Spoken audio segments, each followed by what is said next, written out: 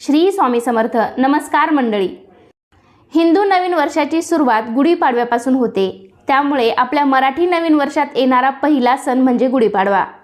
चैत्र शुद्ध प्रतिपदा म्हणजे गुढीपाडवा आणि आपल्या हिंदू धर्मातील नवीन वर्षाचा पहिला दिवस तसेच वर्षातील पहिला सण म्हणून आपण गुढीपाडवा साजरा करतो. गुढीपाडवा हा केवळ एक सण नसून नवीन ऊर्जा आणि आशेची सुरुवात मानला जातो. कारण गुढीपाडव्याच्या दिवशी सूर्याची किरणे पृथ्वीवर नवी ऊर्जा आणि उत्साह पसरवतात. दारी उभारलेली गुढी हे विजय, समृद्धी आणि मांगल्याचे प्रतीक असते. तसेच हा सण आपल्या जीवनामध्ये सुख, समृद्धी घेऊन येतो. आणि सर्वात महत्त्वाचं म्हणजे गुढीपाडवा हा 3.5 मुहूर्तापैकी एक मुहूर्त असल्याने हा संपूर्ण दिवस अतिशय शुभ मानला जातो. या दिवशी जर तुम्हाला एखादे चांगले कार्य करायचे असेल तरी त्यासाठी कोणताही मुहूर्त पाहण्याची गरज नाही. 3.5 मुहूर्तापैकी एक पूर्ण मुहूर्त म्हणून गुढीपाडव्याची ओळख आहे. त्यामुळे तुम्ही या दिवशी कोणतीही वस्तू खरेदी करू शकता, वास्तू खरेदी करू शकता, नवीन व्यवसायाला सुरुवात करू शकता, नवीन उपक्रमांचा प्रारंभ करू शकता. तसेच सोने, चांदी हे सुद्धा खरेदी करू शकता, घर खरेदी करू शकता, वाहन खरेदी, या सर्व गोष्टींची खरेदी तुम्ही या शुभ दिवशी करू शकता. म्हणजे या दिवशी मोठ्या प्रमाणावर सुद्धा तुम्ही गुंतवणूक करू शकता. उलट या दिवशी जर तुम्ही एखादी वस्तू खरेदी केली किंवा सोने खरेदी केलं तर त्यामध्ये वाढ होत जाते, ती विकायची वेळ आपल्यावर येत नाही. त्यामुळे या दिवशी तुम्ही नक्कीच या वस्तूंची खरेदी करू शकता. त्याचबरोबर या दिवसापासून तुम्ही जर एखादा व्यवसाय सुरू केला, नवीन उपक्रम सुरू केला तर त्यामध्ये तुम्हाला हमखास यश प्राप्त होते. इतका हा दिवस शुभ असतो. गुढीपाडव्याचे महत्त्व सांगायचं झालं तर याच दिवशी ब्रह्मदेवाने सृष्टीची निर्मिती केली आणि याच दिवशी प्रभू श्रीरामचंद्र 14 वर्षाचा वनवास भोगून अयोध्या नगरीत परत आले आणि लोकांनी त्यावेळी मोठ्या आनंदाने घरोघरी तोरणं बांधली, घरोघरी गुढ्या उभारल्या आणि आनंदोत्सव साजरा केला. तोच हा दिवस म्हणजे गुढीपाडवा आणि तेव्हापासून ही गुढी उभारण्याची परंपरा सुरू झाली. गुढीपाडव्याच्या दिवशी दारासमोर किंवा अंगणात गुढी उभारून तिची पूजा केली जाते. गुढी उभा करण्यासाठी वेगवेगळ्या साहित्यांचा वापर केला जातो. जसे की बांबूची काठी, ज्यालाच आपण वेळूची काठी असे म्हणतो, तांब्याचा कलश, कडुनिंबाची डहाळी, साखरेचा गाठीहार किंवा खारीक खोबऱ्याचा हार आणि या सर्वांपैकी एक महत्त्वाचं साहित्य म्हणजेच साडी. तर आजच्या व्हिडिओमध्ये मी तुम्हाला गुढीला कोणत्या रंगाची साडी नेसवावी, त्यासोबतच साड्यांचे काही 4-5 रंग मी तुम्हाला आजच्या व्हिडिओमध्ये सांगणार आहेत, जे तुम्ही तुमच्या गुढीला नेसवू शकता आणि स्वतः देखील तुम्ही नेसवू शकता. त्यासोबतच गुढीला आपण कोणत्या रंगाची साडी चुकूनही नेसवायची नाही, अशी संपूर्ण माहिती मी तुम्हाला आजच्या व्हिडिओमध्ये देणार आहे. त्यासाठी व्हिडिओ शेवटपर्यंत पहा. चॅनेलवरती नवीन असाल तर चॅनेलला सबस्क्राईब करा. लगेचच व्हिडिओला सुरुवात करूयात. आपल्या हिंदू धर्मामध्ये प्रत्येक रंगाचं वेगळं आणि अनन्यसाधारण असं महत्त्व आहे. कारण प्रत्येक रंग आपल्याला एक वेगळी ऊर्जा प्रदान करतो.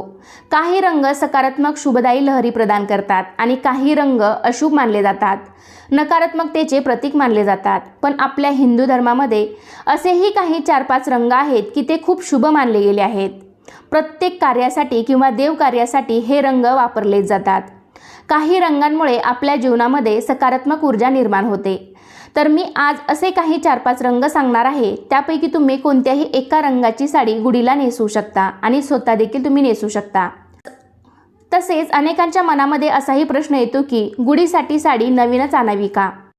जर तुम्हाला शक्य असेल तर तुम्ही गुढीसाठी नक्कीच नवीन साडी खरेदी करू शकता किंवा तुमच्या घरामध्ये एखादी चांगली साडी असेल तर ती सुद्धा तुम्ही गुढीला नेसवू शकता. तर साडी शक्यतो काठापदराची, खणाची, जरीची किंवा रेशमी साडी असावी, हे लक्षात घ्या.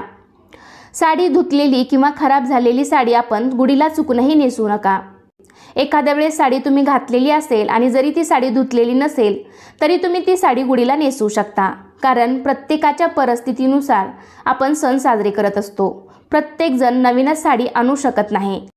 त्यामुळे जरी तुमच्याकडे साडी असेल आणि एखाद्या वेळेस तुम्ही घातली असेल आणि ती धुतलेली नसेल तर ती साडीसुद्धा तुम्ही गुढीला नेसवू शकता. तर गुढीला साडी नेसवण्यासाठी पहिला आणि सर्वात शुभ रंग म्हणजेच केशरी आहे. कारण गुढी हे ध्वजाचे प्रतीक आहे.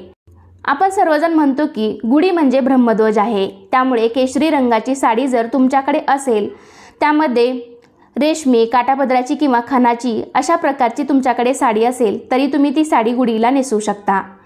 केशरी रंग हा खूप शुभ रंग आहे. केशरी रंगामधून सकारात्मक ऊर्जा प्रवाहित होत असते। त्यासोबतच केशरी रंग हा सूर्योदय आणि सूर्यास्ताचा रंग आहे। हा रंग शुद्धता आणि सेवेचे प्रतीक आहे। केशरी रंग दैवी शक्तीचे प्रतिनिधित्व करतो, कारण केशरी रंग शौर्य, बलिदान आणि वीरता यांचे प्रतीक आहे। हा रंग आपल्या संस्कृती आणि धर्माच्या शाश्वतेचे प्रतीक मानला गेला आहे। याशिवाय आपल्या ज्ञान परंपरेतही अग्नीला खूप महत्त्वाचे स्थान आहे।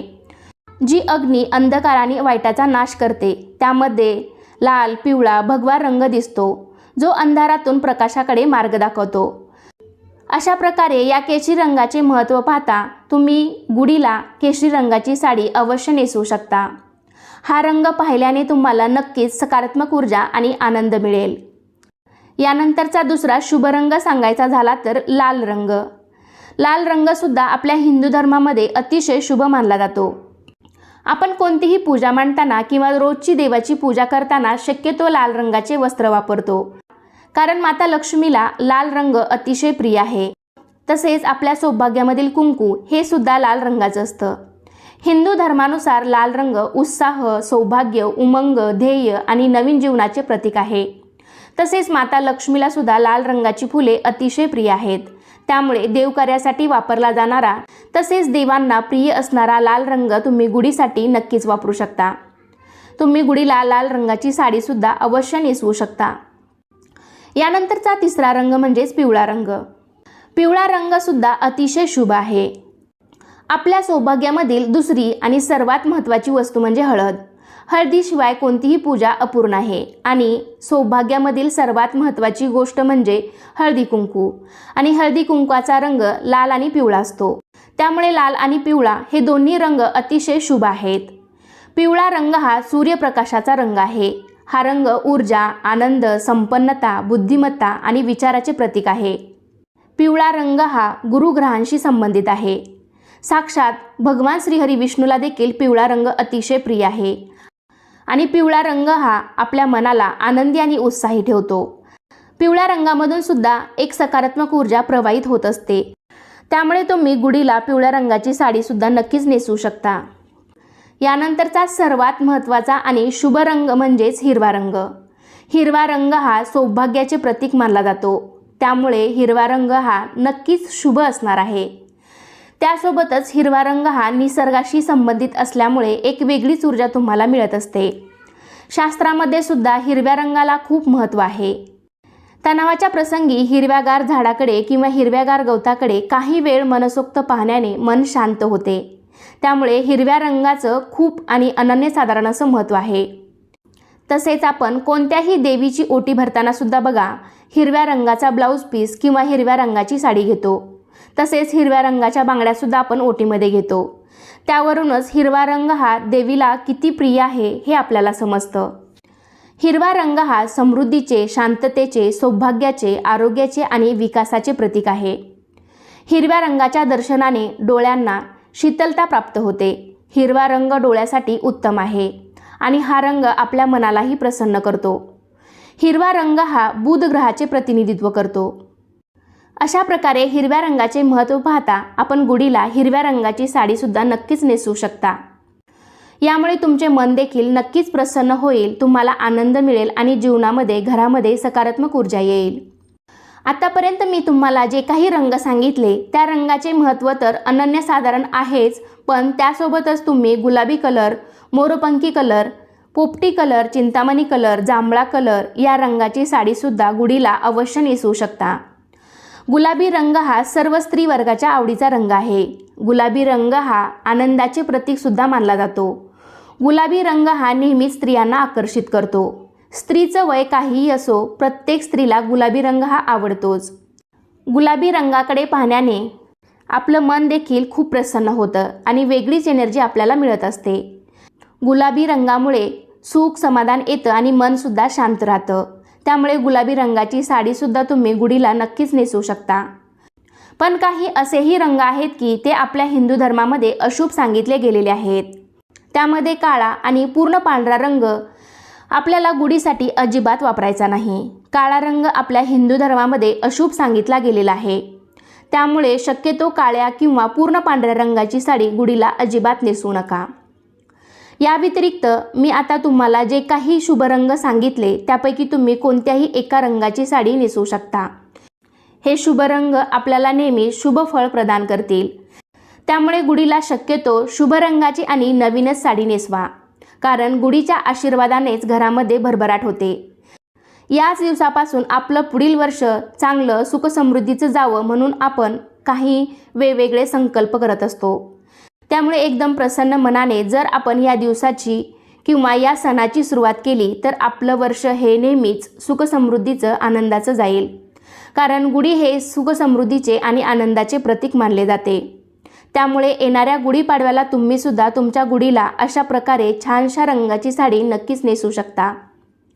तर कसा वाटला तुम्हाला आजचा व्हिडिओ नक्कीच मला कमेंटद्वारे सांगा। व्हिडिओ आवडला असेल तर व्हिडिओला लाईक करा, तुमच्या फ्रेंड फॅमिलीमध्ये शेअर करायला विसरू नका आणि असे छान छान माहितीपूर्ण व्हिडिओ पाहण्यासाठी आजच आपल्या चॅनलला सुद्धा नक्की सबस्क्राईब करा। चला तर पुन्हा भेटूया अशाच एका छानशा आणि माहितीपूर्ण व्हिडिओमध्ये। तोपर्यंत सर्वांना श्री स्वामी समर्थ।